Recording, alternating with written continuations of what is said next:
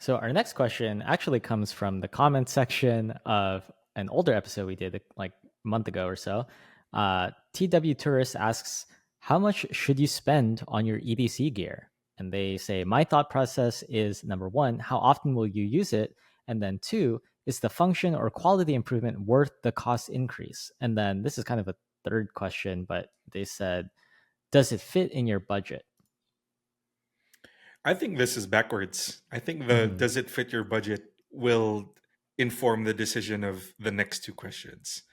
Because it's either you have a budget to fill a specific need, or if you have the budget to upgrade what you already have, right? I think Yes. that's the Yeah. question here. Um, how much should you spend on EDC gear? I think just to get to a functionality standpoint to cover all of your bases, I don't think you should be spending a lot. But once you have the experience and have you've figured out all of the bases that you need to cover, all of the tasks that you need to fulfill, all of the functionalities that you need in your day-to-day life, then you can start allotting a budget to improving um, incrementally your EDC. I think that's Yeah. generally the journey I would recommend for most people. Yeah, I think I I want to say, oh, this is like fairly straightforward, but when I think about it, it's kind of not. But No, yes, I yeah. think the most important thing is like, does it fit in your budget? Basically, can you afford it? Like, if you can afford to do it, then yeah, well, then we're talking. And then the next two questions are, how often will you use it? And then, is it worth the cost increase? So the improvement in functionality kind of implies or assumes that you already have some base level functionality thing in your kit, and we're talking about an upgrade. That might not be the case for a lot of people if they're thinking about spending on their EDC. They might be getting something for the first time, um, or like filling a new function, right? And then to that question is like, how often will you use it? Then there are a couple of ways to investigate that question and come to an answer, because you could say like, oh, well, I can't see myself using it that often, but maybe it's because I don't have one to begin with. So I have no like accurate gauge of how often I'll use it.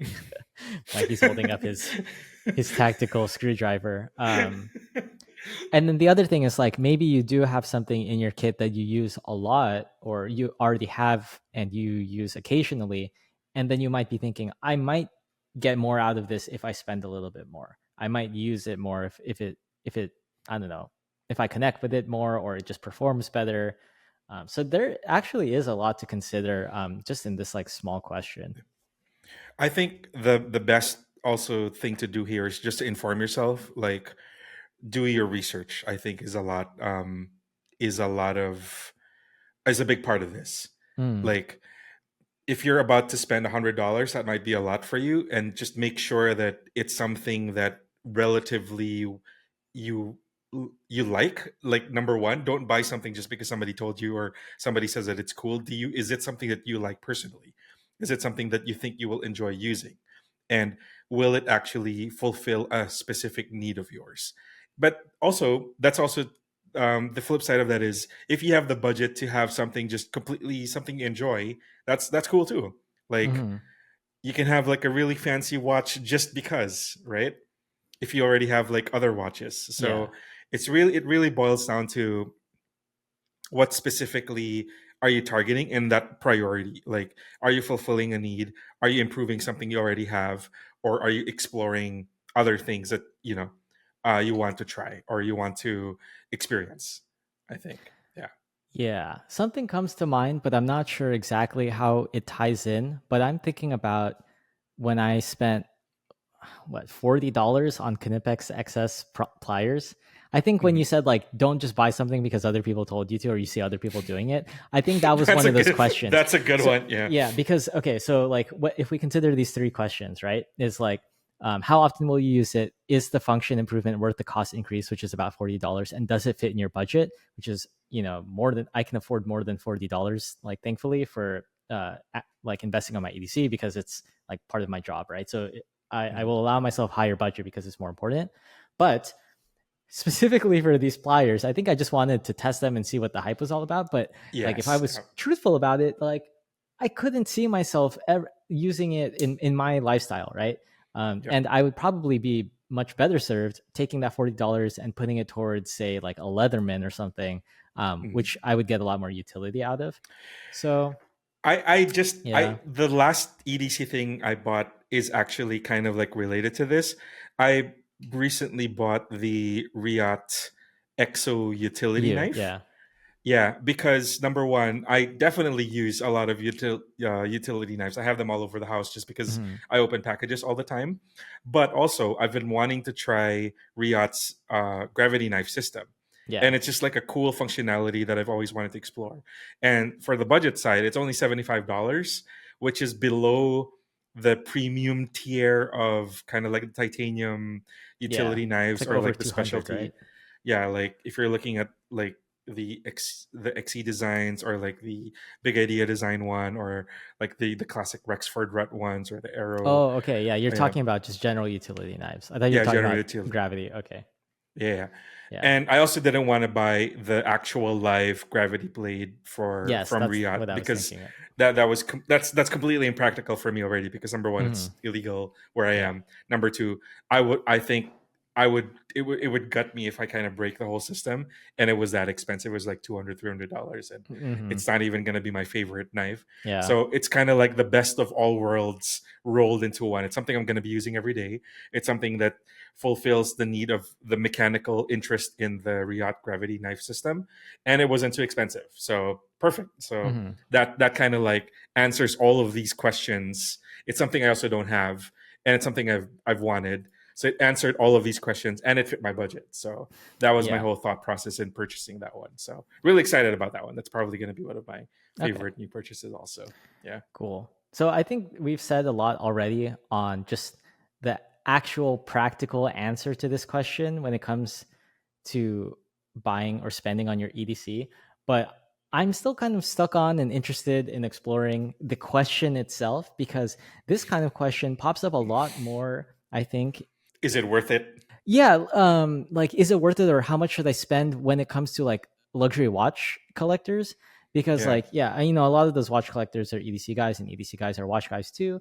The watch market is just a lot bigger than the EDC market and we see a lot of like newer collectors who kind of have this dilemma. It's like, "Oh, I don't know how I feel about spending, on a luxury watch." Granted, like a lot of the EDC gear we're talking about, it's not necessarily luxury tier and it Mhm. is easy to think of them as necessities because they serve some kind of Tools. function. Yeah. Yeah, exactly. But I don't know. I think it's just interesting. But I'll just leave that to for the viewer to like think about. But I had one thing to wrap up with, but I'll let you go ahead. It's interesting that you brought it up from the perspective of EDC because that EDC mindset also has carried over into other things I've seen, like in bags, for example. I've seen people debating in EDC communities about like merino clothes because of the Hmm. travel guys. You can this falls down into like better pants or like nicer pair of boots. It's kind of like it kind of like translates to all of these side quests for EDC as well, but still part of the everyday utility, everyday things that you use every day, right? Yeah. So not just the watches. So it's like even the hats. I get nerdy about hats. Even though I have 12 black hats in my closet, but they're all different because different materials and all of that. Yeah. I get nerdy about bag materials, and it's like sneakers and everything. So this can go as deep as you want, Right. but at But the end you're of the you're day, still applying these frameworks. exactly. Yeah. Yeah. Okay. That Uh, framework applies to all of it. Yeah. yeah. So I think where I wanted to end with this though is just like to answer the actual question of like how much should you spend on your EDC gear? S- just spend What you just can afford. don't yeah, basically yes spend what you can afford and like I don't know. I don't think it has EDC has the same issue as like luxury watches, for example, or even fashion, because there's no like social status perceived from somebody's EDC unless you're already in the EDC world, right? But with those Yeah. other Yeah. things like your cars, your clothes, that is just more commonly perceived by society at large. And they don't want you to think that you need to spend a lot on your EDC to get some of I'm not even going to call them benefits, but just like those outcomes where, I need to keep up with people or like Yeah, Don't, by like the way, yeah, don't. yeah. Just don't, Don't, just by the don't. way. Do your own So thing. Always do your own yeah, thing. yeah. You do you, and If don't you get want into a yeah. heavy duty screwdriver, you do you, right?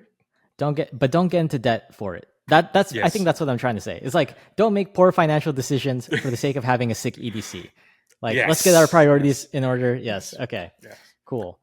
We definitely don't need, there's always an affordable option in EDC. Yeah, and Thankfully. this is not a Thankfully. finance advice No, show. yeah. So okay, but I know we show a lot of expensive things on here, and we talk about like are things worth it or not a lot. So Mm. just wanted to get that out there. Okay, let's It is a really common thread in we do get that question like all the yeah, time. Like every time, every week there's yeah, always a question somebody yeah, says, is it worth it? yeah, Should I buy XYZ? yeah, Yeah. So yeah. just don't go into So debt for it, really. That's yeah, really the base of it. let's see what our viewers have submitted to us in terms of their pocket dumps. So we'll look at Speaking of social proof, yeah. we are Um, here to value your EDCs.